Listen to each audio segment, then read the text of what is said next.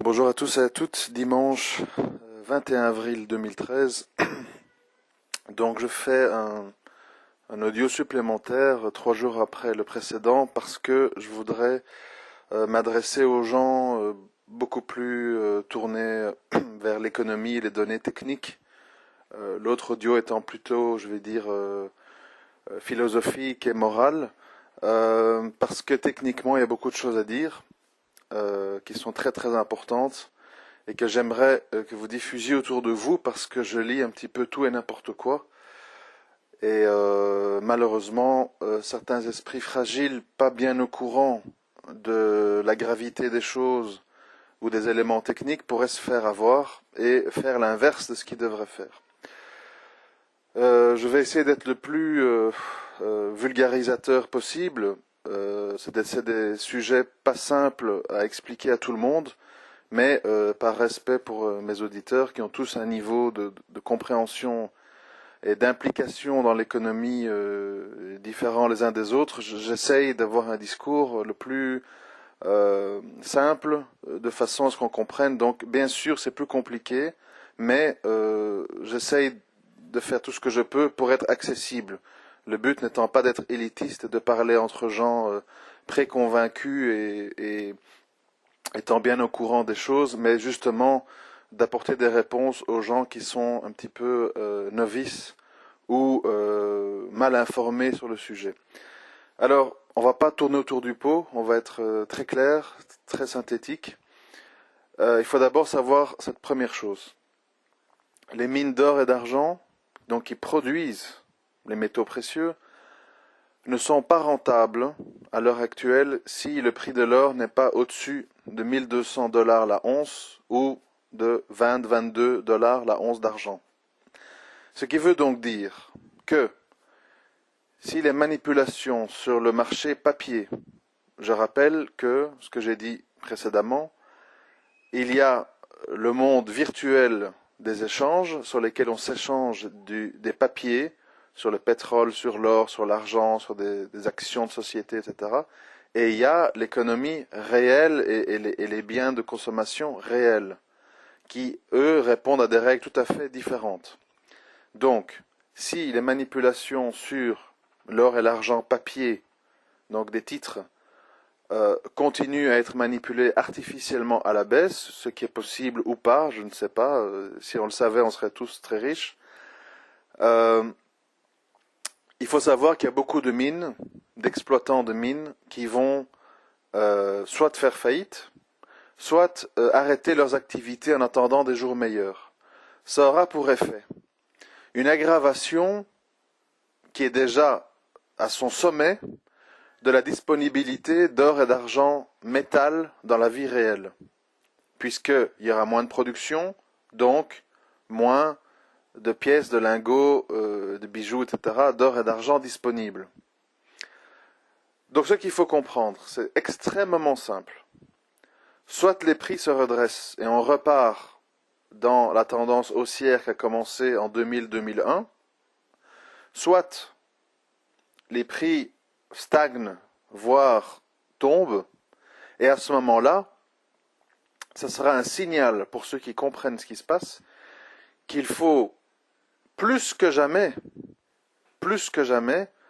se débrouiller pour trouver de l'or et de l'argent métal, quel que soit le moment.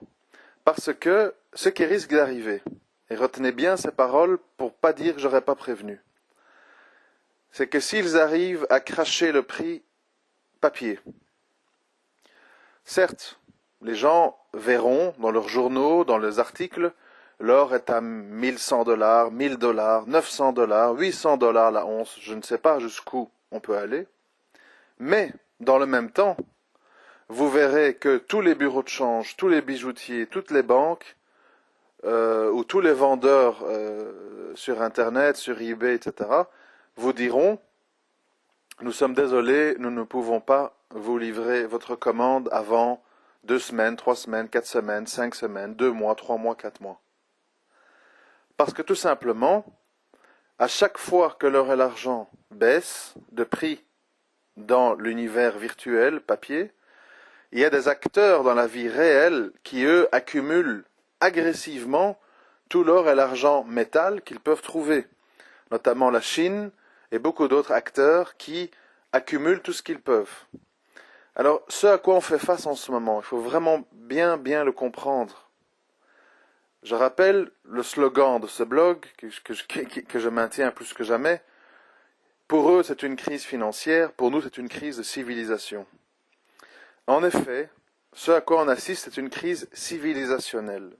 L'Occident ne veut pas mourir sans combattre. Et combattre signifie défendre le dollar et l'euro envers et contre tout, et tous les coups sont permis. Et jusqu'à présent, nous n'avons pas encore assisté à des grands coups, mais moi, ce à quoi je m'attends, ce sont des propagations de virus, des guerres civiles, des guerres, des mensonges, des faux attentats, parce que l'Occident doit absolument trouver un moyen de faire survivre son système qui est malheureusement ou heureusement corrompu jusqu'à la moelle. Les pays émergents qui ont des excédents budgétaires tels que la Chine et beaucoup d'autres pays, eux évidemment ne s'y trompent pas et petit à petit, discrètement, sournoisement, malicieusement, se déchargent de plus en plus de leurs euros, de leurs dollars, etc., pour accumuler du cuivre, de l'or, de l'argent, du pétrole, de l'uranium, etc. Pourquoi? Parce que tout simplement ce sont des valeurs réelles, nécessaires et en demande, alors que les bons du trésor américains ou les euros, etc., sont simplement un papier qui n'a de la valeur que du papier, sur lequel on a un lien de confiance. Ni plus ni moins. Alors, tout le monde a bien compris aujourd'hui que techniquement parlant, le dollar et l'euro sont devenus obsolètes et le seront de plus en plus, inévitablement. Et donc, chacun essaye de manipuler les uns pour défendre leur monnaie, les autres pour accumuler des métaux et des matières premières. Et bien entendu, quand l'or et l'argent baissent, l'espoir de ces gens, qu'ils soient acheteurs ou vendeurs, c'est que des acteurs, souvent des petits, soient éjectés du marché. Comment? Vous connaissez la psychologie humaine, moi je le vois à mon petit niveau, au niveau des mails et des messages que je reçois. Quand le prix de l'or et de l'argent explose, tout le monde veut acheter. Quand les prix baissent, tout le monde se demande s'il ne doit pas vendre et essuyer des pertes. L'humain est ainsi fait, c'est qu'il est attiré par ce que j'appelle l'entonnoir du cinéma qui prend feu, c'est-à-dire quand il y a le feu dans un cinéma, tout le monde se dirige vers les sorties de secours en même temps, et finalement les gens n'arrivent plus à passer parce que tout le monde va aller au même endroit au même moment, donc il y a étranglement. Et inversement, quand il n'y a pas le feu, eh bien les gens sortent du cinéma calmement, les uns après les autres, sans se pousser, sans crier, sans se fâcher. C'est exactement ce qui se passe au niveau des investissements. Quand les gens ne basent pas leurs investissements sur des convictions à moyen et long terme, mais sur une mode ou sur j'ai entendu dire que, les gens changent facilement d'avis. Ici, moi, ce que j'ai à dire, et j'aimerais que ça reste dans les annales pour qu'on ne dise pas que je ne l'ai pas dit, c'est que la direction que le prix de l'or et l'argent va prendre à court terme, je n'en sais rien. Et personne n'en sait rien parce que nous sommes dans un marché trafiqué, manipulé, qui ne fonctionne plus suivant des études de graphiques, mais qui fonctionne sur la base de manipulation, d'injection d'argent. Et la direction que cet argent prend à la baisse ou à la hausse, on ne le connaît pas.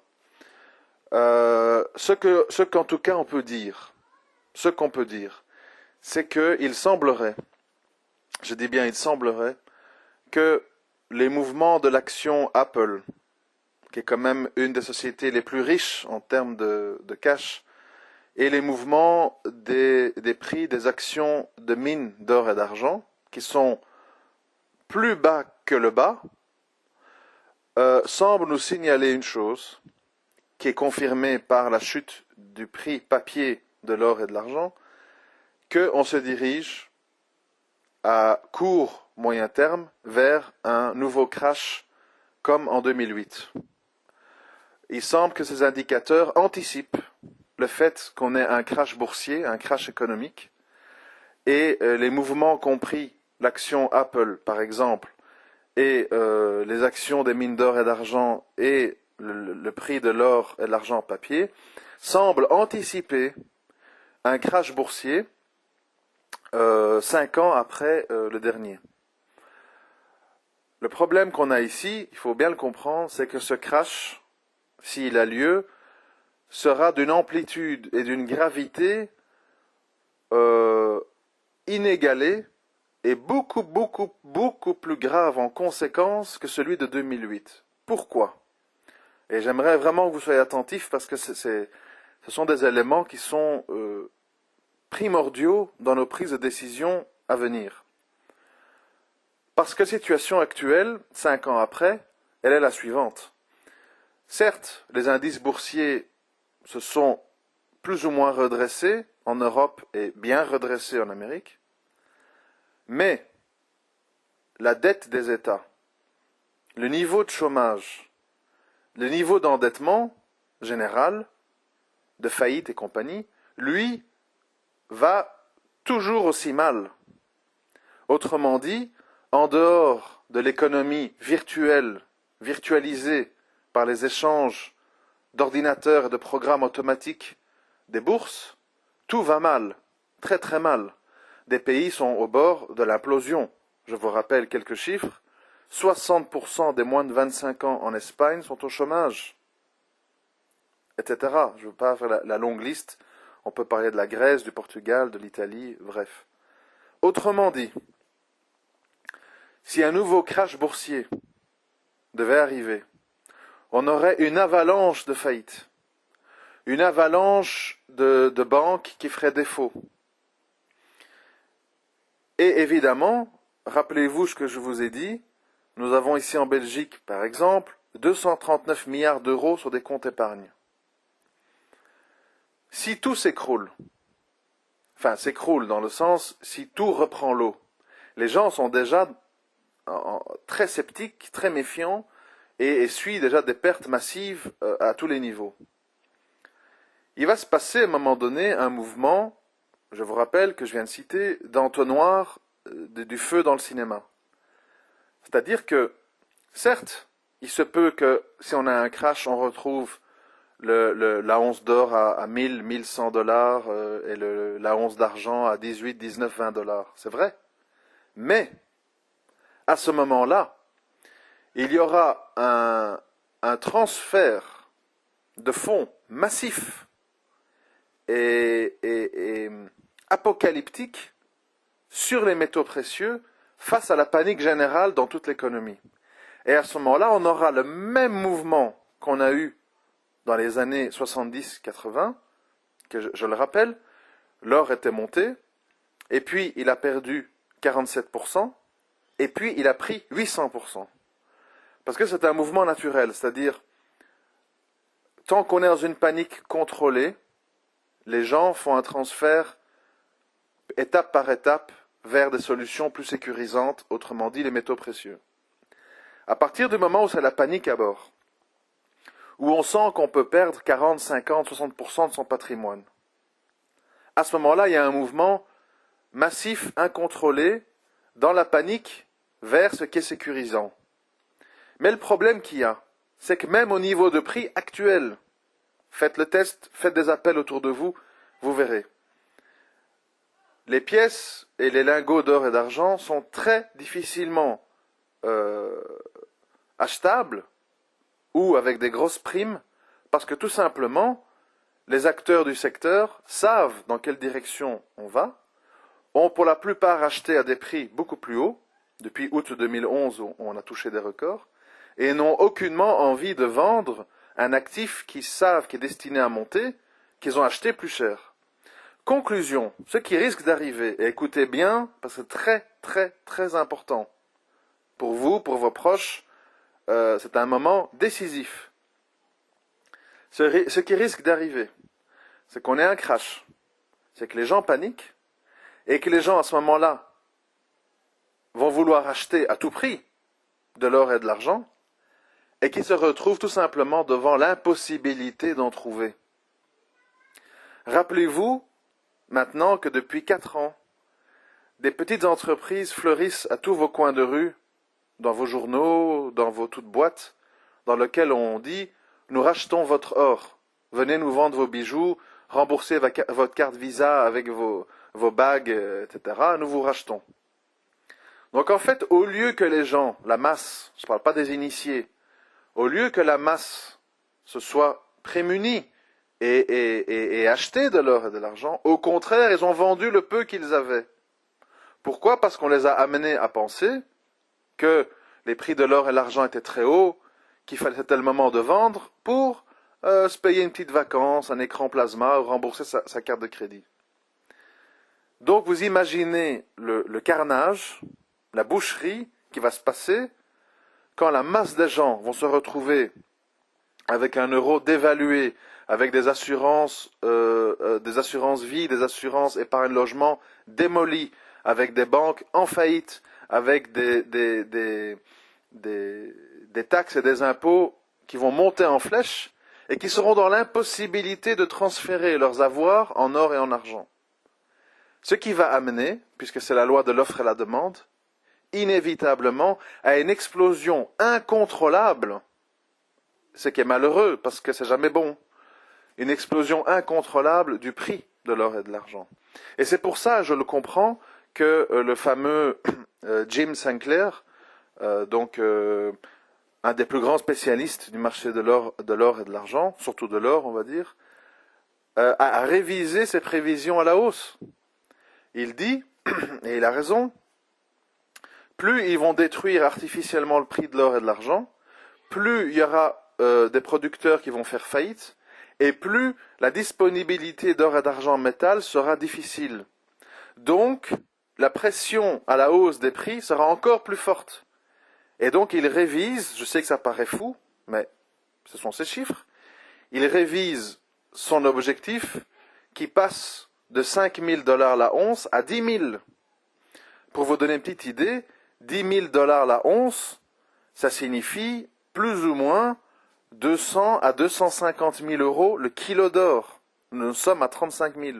Je répète, 200 à 250 000 euros le kilo d'or, nous sommes à 35 000. Est-ce que ce type est fou? Pas du tout. C'est un raisonnement très logique, mais ce que les gens ne comprennent pas, ils pensent,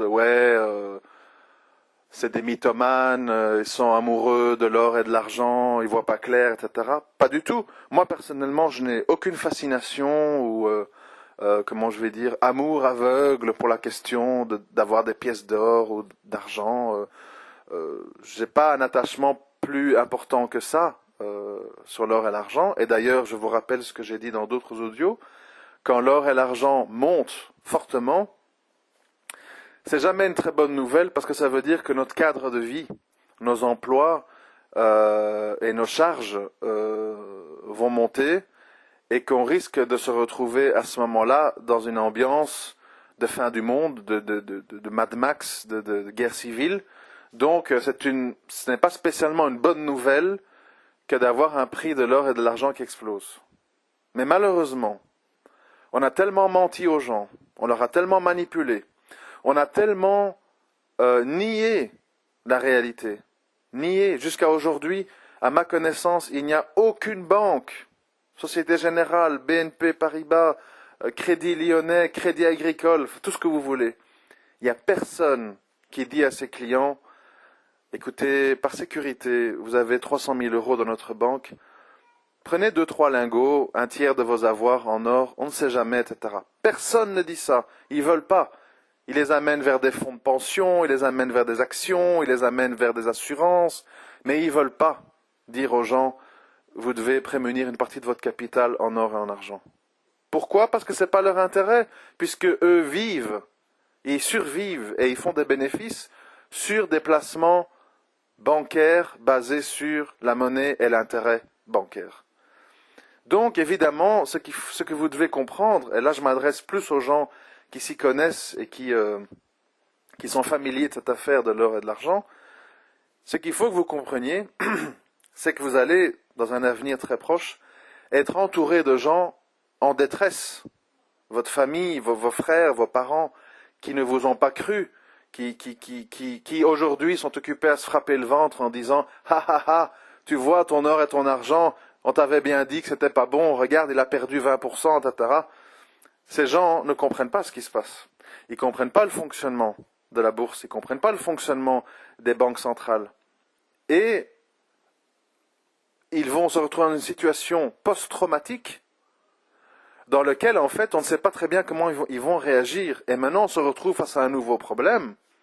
Cet or, cet argent que vous achetez, comment allez-vous faire pour le préserver, pour ne pas vous le faire voler et pour ne pas vous faire attaquer, entre guillemets, par des gens qui vont être désabusés, traumatisés par le fait de ne pas avoir réagi à temps. Donc il faut déjà anticiper la suite. Il faut anticiper que votre petit lingot de 100 grammes va valoir 20 000 euros et savoir qu'est-ce que vous allez faire. Et vous allez le transformer en quoi? Et vous allez acheter quoi? Parce que maintenant, on n'en est plus au stade où on doute de cette issue. C'est une question de timing. La question, c'est d'anticiper la suite. Dans un environnement hostile, déjà maintenant, regardez, j'ai lu ce matin dans le Figaro que François Hollande est à 22% d'opinion favorable. On n'a jamais vu ça en France avec un président au bout d'un an d'investiture. Imaginez-vous, qu'est-ce qui va se passer s'il y a un crash et que le chômage explose, les faillites explosent, etc. Ça va être l'anarchie. Ça va être un terrain, un tapis rouge pour des gouvernements populistes extrémistes. Parce que les gens seront en état de choc. Et quand les gens sont en état de choc, ils font des choix extrêmes. Il ne faut pas être un génie ou un universitaire pour comprendre ça. Il faut avoir du bon sens et connaître un minimum l'histoire pour savoir comment réagissent les êtres humains. Les êtres humains ont été manipulés, trompés, et bientôt seront appauvris et seront également poussés à se révolter les uns contre les autres de façon à ce que la mafia dirigeante s'en tire à bon compte comme d'habitude.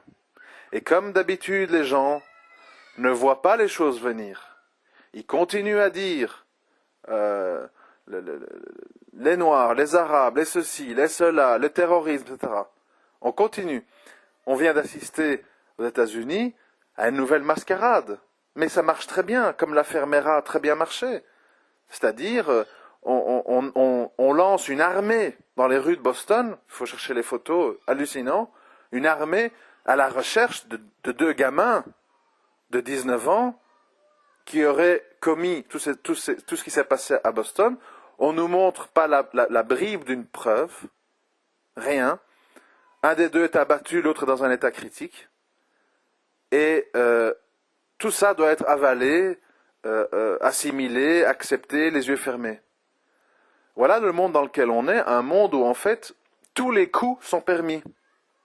Un monde où tous les coups sont permis, mais le coup de grâce, le coup grave qui aura lieu, c'est quand le monde sera devenu comme Chypre.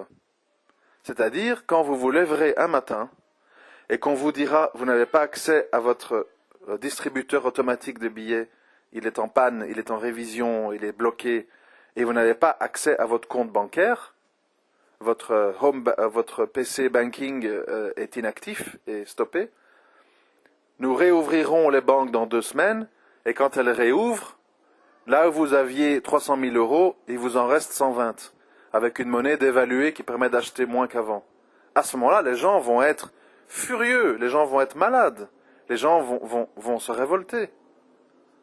Et quand certains d'entre eux vont penser sauver ce qu'ils peuvent sauver dans l'or et l'argent, et il n'y en aura tout simplement plus.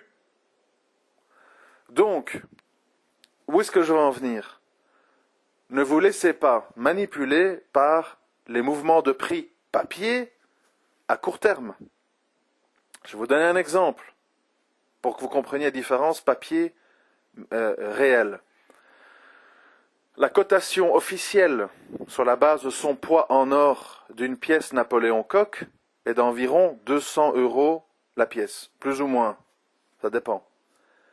Mais vous ne trouvez pas de vendeur à moins de 225, 230, parce que les gens ne vendent plus au cours papier, les gens vendent au cours disponibilité réelle.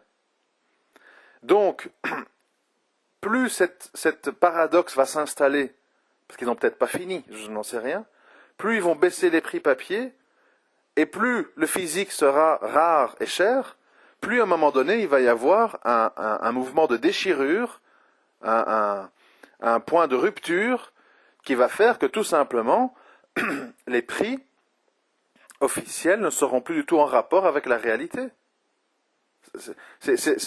C'est aussi simple que ça. C'est toujours le rapport offre et demande dans tous les secteurs. Donc, ma recommandation est la suivante. Elle est très simple. Plus les prix baissent, plus il faut acheter. Ce que vous pouvez acheter, parce que le problème va très vite devenir est-ce qu'on peut trouver, pas à quel prix, mais est-ce qu'on peut trouver. Donc plus les prix baissent, plus il faut acheter. Et pensez déjà, qu'est-ce que vous allez faire quand ça va être l'anarchie, quand les gens voudront acheter en masse, et qu'il n'y aura pas, qu'il y aura peut-être des files devant les bureaux de change, sur les sites internet qui vendent de l'or et de l'argent, etc. Déjà anticiper cette époque-là, en sachant qu'est-ce que vous allez faire. Parce qu'on se dirige tout droit. Si on avait eu une hausse constante et saine qui aurait suivi le nombre d'argent papier qu'on a imprimé, on a un marché où il y a des acheteurs, il y a des vendeurs, ça s'équilibre, parce qu'il y a des gens qui ont gagné un peu, et ils vendent, ils ont besoin de cash pour acheter une voiture, un terrain, etc. À ce moment-là, on a une hausse équilibrée, constante, saine. Le problème qu'on a maintenant ici, c'est que depuis août 2011, ils ont décidé de stopper la montée de l'or, et que maintenant, on a donc un rapport prix papier, prix réel qui n'est plus du tout conforme. Et ça va créer un effet de levier, un effet de levier complètement incontrôlable, surtout, s'il y a un crash boursier, ce que l'action Apple et les actions des mines d'or et d'argent semblent nous indiquer. À propos des actions de mines d'or et d'argent, parce que c'est aussi une chose à dire, il y a également de très très très bonnes affaires à faire, mais il faut être beaucoup plus sélectif et méfiant qu'avant. Pourquoi? Parce que si cette baisse de prix dure ou est accentuée, il y aura énormément d'acteurs qui vont disparaître de la circulation. Et ceux qui vont survivre parce qu'ils ont du cash, qui n'ont pas de dette ou qui peuvent stopper leurs opérations sans tomber en faillite, ceux-là vont gagner beaucoup plus d'argent qu'avant. Je prends un exemple. Si vous avez une mine, vous êtes une société minière, vous n'avez pas de dette, vous avez 50, 100 millions d'euros, 100 millions de dollars de côté, et vous voyez que les prix sont tellement bas que ce n'est plus rentable de procéder à la production d'or et d'argent, vous pouvez stopper vos activités, mettre des gens au chômage technique, les ouvriers, etc., et attendre que les prix remontent. Par contre, si vous êtes une société avec de l'endettement, qui doit payer des crédits, des dettes, etc., vous êtes obligé de continuer à produire, même à perte. Et à ce moment-là, vous tombez en faillite et vous serez racheté par un plus gros acteur, etc. Donc, ceux qui peuvent détecter dans des recherches les mines d'or et d'argent qui ont très peu d'endettement, qui ont du cash de côté et qui sont des producteurs le plus low cost possible, peuvent faire des affaires qui peuvent évidemment changer une vie en choisissant au bon moment, au bon prix, certaines actions de mines d'or et d'argent. Ça, c'est un autre sujet. Mais donc, à nouveau, c'est vrai que c'est très dangereux. Il y aura des acteurs qui vont tomber en faillite.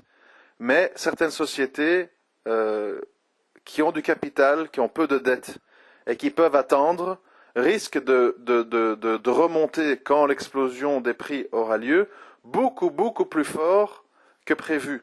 Je prends un exemple parce que les gens ne se rendent pas bien compte ou croient qu'on fabule, etc. Un exemple que je prends souvent avec les gens avec qui je parle de ce sujet. La société Allied Nevada Gold, donc avec le code ANV, en 2008, pendant le crash, était à 2 dollars l'action.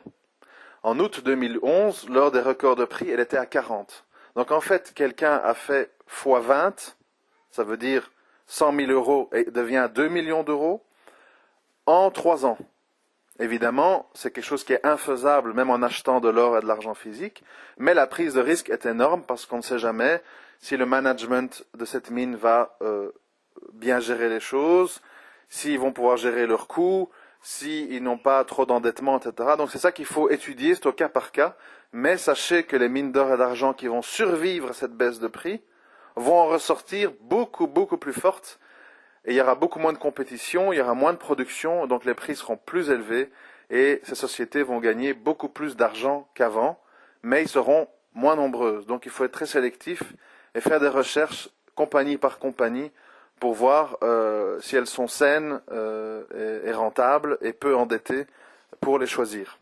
Ça fera l'objet d'un autre audio à un autre moment.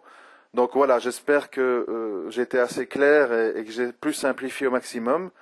Vous voilà avertis, méditez bien là-dessus, réfléchissez bien. Ceux qui ont acheté plus haut, plus cher, ne regrettez rien et ne vendez rien. Mais si vous pouvez, c'est le moment. Maintenant, si c'est plus bas, encore plus. Si c'est encore plus bas, encore plus. Il faut accumuler tout ce que vous pouvez d'or et d'argent physique, quel que soit le prix. Plus c'est bas, plus c'est intéressant à moyen et long terme. On n'y échappera pas parce que manifestement nous sommes dans un système ou dans une époque qui veut que nous arrivions à malheureusement un point de rupture qui donnera lieu, je ne sais pas, à des guerres civiles ou que sais-je. Je ne vais pas faire l'oiseau de mauvais augure, mais bon, bref, vous voyez ce que je veux dire. Et donc il ne faut pas douter de votre choix, au contraire, il faut l'amplifier. Plus les prix baissent, plus on achète. Parce que c'est une manipulation grossière.